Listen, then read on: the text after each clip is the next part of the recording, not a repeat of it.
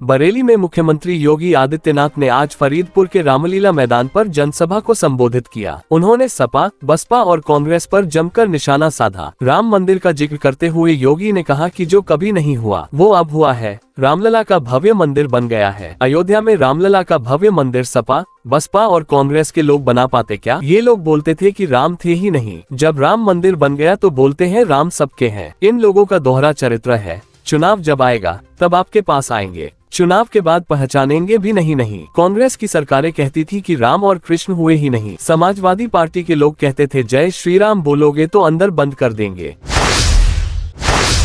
पाकिस्तान के पूर्व मंत्री फवाद चौधरी ने भारत में हो रहे लोकसभा चुनाव को प्रभावित करने के लिए हस्तक्षेप किया है। उनके इस बयान पर ऑल इंडिया मुस्लिम जमात के राष्ट्रीय अध्यक्ष मौलाना शहाबुद्दीन रजवी ने कहा कि भारत में लोकसभा चुनाव लोकतांत्रिक व्यवस्था के तहत हो रहे हैं। इलेक्शन कमीशन ऑफ इंडिया एक स्वतंत्र संस्था है जो निष्पक्ष चुनाव करा रही है। पाकिस्तान की खुफिया एजेंसी पूर्व पाकिस्तानी मंत्री के माध्यम से भारत में हो रहे चुनाव को प्रभावित करना चाहती है, मगर भारत का मुसलमान और यहाँ की आम जनता पाकिस्तानी हुकूमत की साजिश को नाकाम बना देंगे। मौलाना ने कहा पाकिस्तानी हुकूमत भारत के चुनाव में हस्तक्षेप न करे, ये हमारा अंदरूनी मामला है। रह गई मुसलमानों की बात तो पाकिस्तान भारतीय मुसलमानों की वकालत बंद कर दे।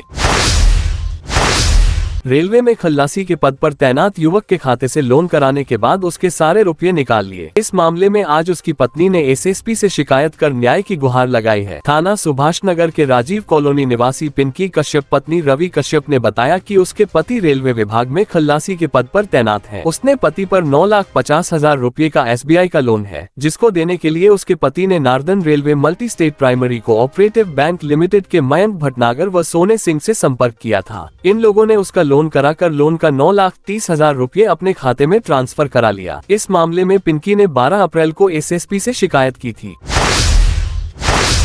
ट्रेन की चपेट में आने से एक बुजुर्ग की मौत हो गई। जब इसका पता उसके परिवार को चला तो कोहराम मच गया। घटना की सूचना पर पहुंची पुलिस ने शव का पंचनामा भरकर पोस्टमार्टम के लिए भेज दिया। थाना फरीदपुर के काशीराम कॉलोनी निवासी अहमद घर से दूध की थैली लेने की बात कहकर निकले थे। इस दौरान फरीदपुर कॉलोनी के पास रेलवे फाटक पर ट्रेन आ गई। वो ट्रेन के गुजरने का इंतजार करने लगे। ट्रेन निकलने के दौरान वो उसकी चपेट में आ गए और उनकी मौके पर मौत हो गई।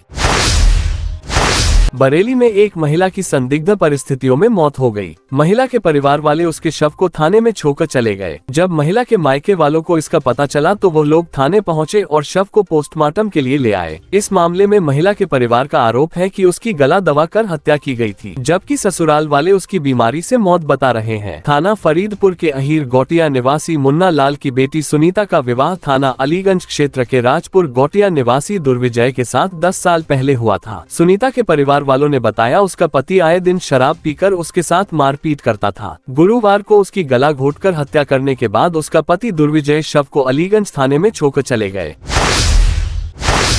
बरेली में एक युवक शादी समारोह में शामिल होने गया था। इस दौरान आरोप है कि डीजे के पास खड़े कुछ दबंगों ने युवक को खाना खाते समय लात मार दी। विरोध करने पर युवक के साथ बुरी तरह मारपीट की और फायरिंग भी की। थाना बारादरी क्षेत्र के पुराना शहर निवासी कृष्ण कुमार ने बताया कि वो 19 तारीख को गंगापुर स्थित पार्टी पैलेस में विवाह समारोह में शामिल होने गया था। आरोप है कि खाना खाते समय कुछ दबंगों ने शराब के नशे में उसके साथ मारपीट करना शुरू कर दी। बारात घर के बाहर युवक को मारा पीटा और कई राउंड फायर भी किया। कृष्ण कुमार ने आरोप लगाया कि मॉडल टाउन चौकी इंचार्ज को पूरे मामले में शिकायत की, लेकिन अभी तक कोई कार्यवाही नहीं हुई है। होमगार्ड कार्यालय में तैनात एक होमगार्ड ने अपने मंडल कमांडेंट पर मारपीट का आरोप लगाते हुए कमिश्नर से शिकायत कर कार्रवाई की मांग की है। इसके साथ ही मुख्यमंत्री और मानवाधिकार आयोग को भी शिकायत भेजी है। बिथरी चौनपुर निवासी राजेंद्र प्रसाद होमगार्ड कार्यालय में कार्यरत है। आरोप है कि 3-2 मई को जब राजेंद्र अपनी ड्यूटी पर पहुंचा तो आगंतुक रजिस्टर में एक व्यक्ति मूलचंद वर्मा कंपनी नंबर 27 सुबह 10:30 बजे करीब मिलने का समय दर्ज था। वो मंडल कमांडेंट के पास पहुँच गया। आरोप है कि मंडल कमांडेंट ने उसे बुलाया और गंदी गालियां देते हुए राजेंद्र के पेट में डंडा घोंप दिया और मारपीट भी की। कार्रवाई की मांग को लेकर मंडलायुक्त से शिकायत की है।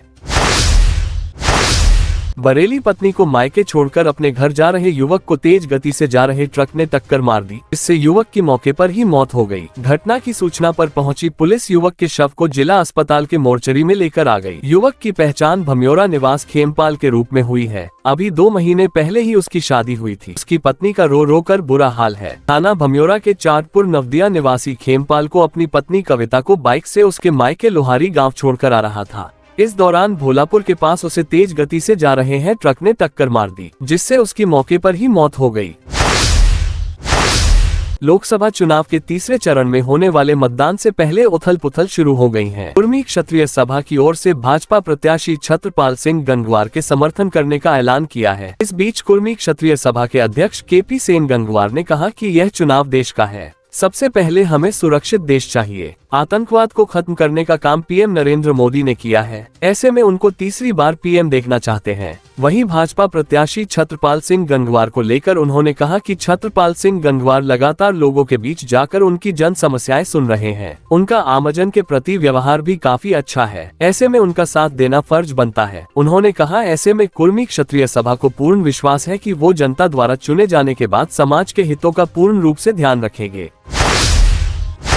बरेली में ट्रैक्टर बेचने के नाम पर एक युवक से लाखों रुपए की ठगी कर ली गई। जब युवक ने आरोपी से अपने रुपए वापस मांगे तो उसने अपने आप को प्रधानमंत्री का करीबी बताया और उसे जान से मारने की धमकी दी है। थाना कैंट के 11 निवासी सुमित कुमार सिंह ने बताया कि उसकी ट्रैक्टर खरीदने के नाम पर एक व्यक्ति से बात हुई थी, जिस पर उस व्यक्ति ने बताया कि वो CISF में सहायक उप निरीक्षक के पर कार्यरत है तथा उनका एक ट्रैक्टर स्वराज 744 बिक्री के लिए उपलब्ध है, जिसका सौदा 1 लाख रुपए में तय हुई। बातों में फंसाकर युवक ने लगभग 50,000 रुपए वसूल लिए गए। रुपए वापस मांगने पर संजय शर्मा ने उसे धमकी दी कि वह प्रधानमंत्री का करीबी है। मामले में पीड़ित ने थाना कैंट में आरोपी के खिलाफ मुकदमा दर्ज कराया है।